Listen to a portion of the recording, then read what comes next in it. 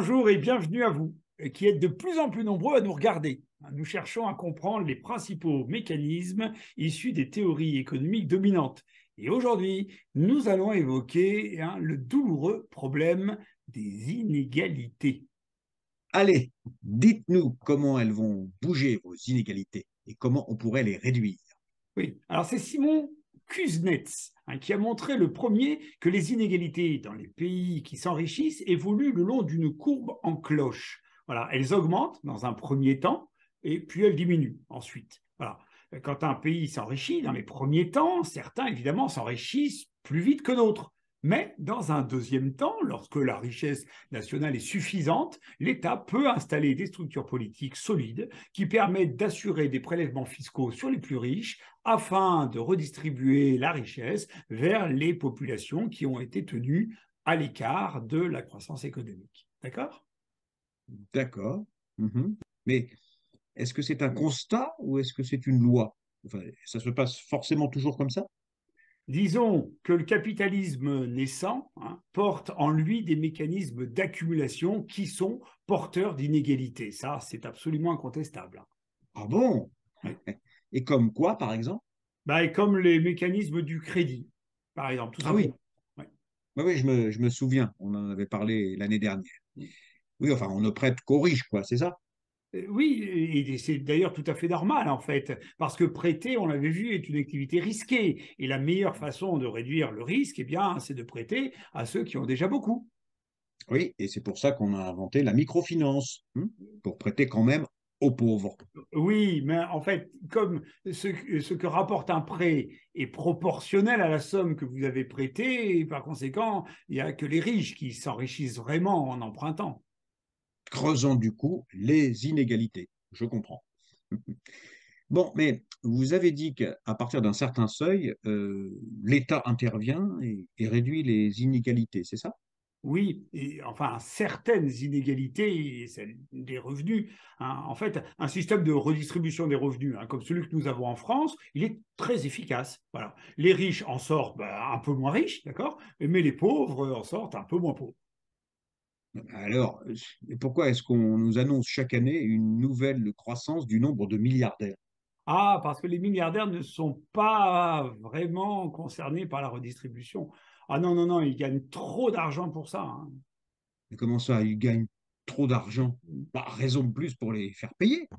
Ils devraient contribuer plus que les autres, puisqu'ils gagnent plus. Oui, je suis bien d'accord. Mais on bute là sur un problème d'impuissance de l'action publique. Vous voyez, il est très facile de capter ou d'attraper une partie des revenus des contribuables, ceux qui sont coincés sur le territoire, qui sont captifs, qui ne peuvent pas échapper facilement à l'impôt. Mais alors, pour les milliardaires, ça. Hmm.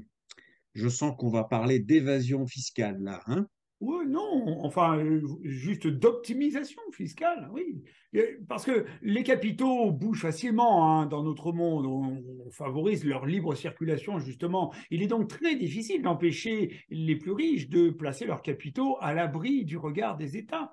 D'autant plus que ce sont ces mêmes personnes qui disposent largement des moyens pour se payer une armée d'experts en optimisation. Et ce qui est important, c'est que la libre circulation de ces capitaux a permis aux pays les plus pauvres, depuis 30 ans, de voir affluer chez eux les investissements à la recherche d'une meilleure rentabilité que dans les pays riches où la croissance économique commençait quand même à s'essouffler de plus en plus. Ah bon? Et ils en ont profité, les pauvres? Oh pas absolument tous les pauvres, non, puisque la misère est encore importante dans notre monde, mais globalement, on a montré qu'au niveau mondial, les revenus des 60% les plus démunis de la planète ont augmenté plus vite que les revenus des autres. En le même temps, le 1% des habitants les plus riches de la planète ont connu eux aussi une hausse de leurs revenus à peu près aussi rapide que celle des plus pauvres. Voilà. Et c'est ce qui a accru les inégalités dans les pays riches par rapport aux classes moyennes de ces pays-là. Alors, on peut faire quoi pour les riches? Enfin, contre leur enrichissement excessif. Eh bien, écoutez, sur ce point, les économies sont très partagées.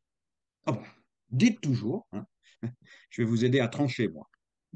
Écoutez, d'un côté, il y a ceux qui pensent qu'il faut réduire les impôts des riches.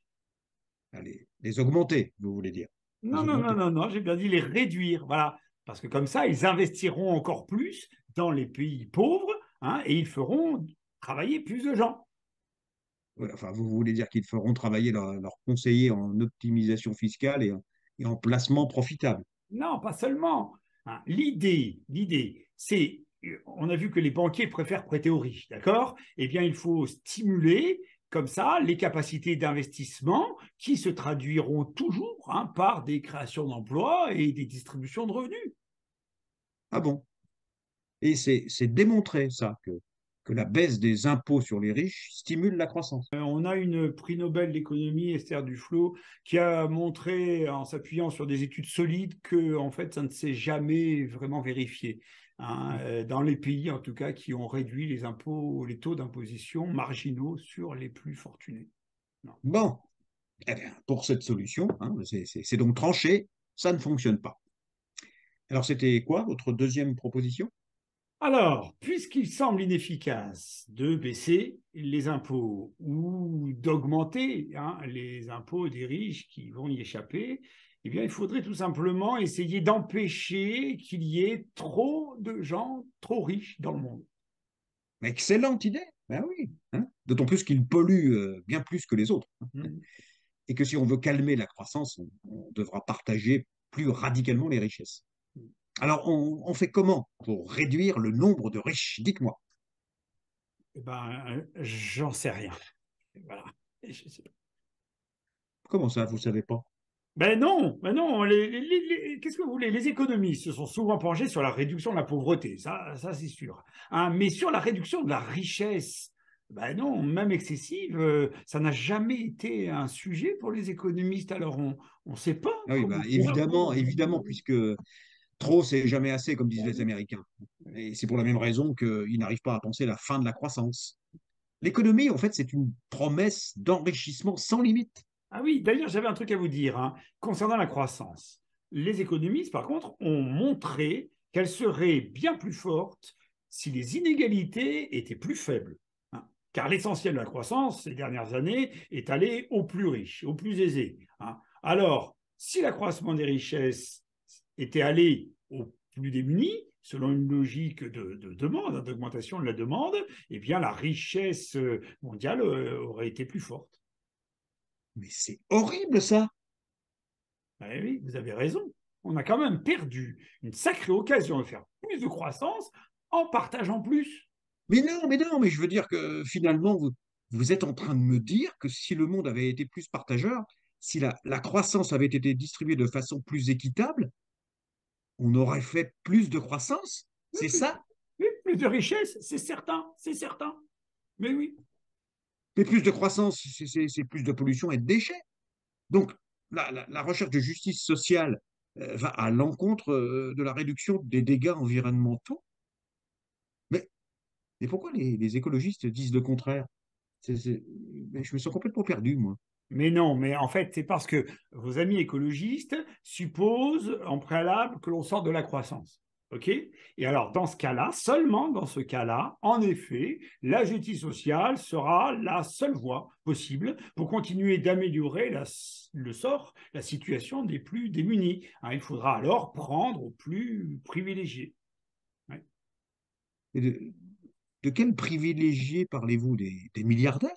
Non, non, non, pas du tout. Non, non, non, non, je parle des 10% des habitants de la planète qui sont les plus riches et qui devront donc partager, hein, en l'absence de croissance, partager leurs ressources avec les 90% les plus pauvres. 10% de la population mondiale, ça fait quoi? Ça fait 800 millions de personnes. C'est ça? Et il s'agit de qui, en fait? Oh ben, 800 millions, tous les pays riches, hein, c'est tous les habitants des 30 pays les plus riches du monde. Voilà. Si nous partagions nos ressources avec les habitants des pays plus pauvres que nous, hein, l'essentiel des habitants de la planète, nous pourrions stimuler, c'est vrai, la croissance économique de façon absolument spectaculaire. Ah, mais vraiment. Personnellement, je suis un fervent partisan d'une plus grande justice sociale, oui, et de la croissance qui va avec. Ah bon? Ah, moi je suis favorable au partage, mais, Oui. mais pas à la croissance. Ah, bon, ben vous avez bien raison, hein, vous avez bien raison. Puis ça va être très populaire, ça, comme projet. Hein. Vous allez proposer donc, hein, si je comprends bien, la baisse des ressources des habitants des pays riches, hein, pour la planète, hein, et puis pour plus de justice sociale. Et donc, vous refuserez la croissance par-dessus le marché. Voilà, ben, ça va être la double peine, en fait. Hein. Je n'avais pas compris que ça aurait tant de conséquences, cette affaire de partage.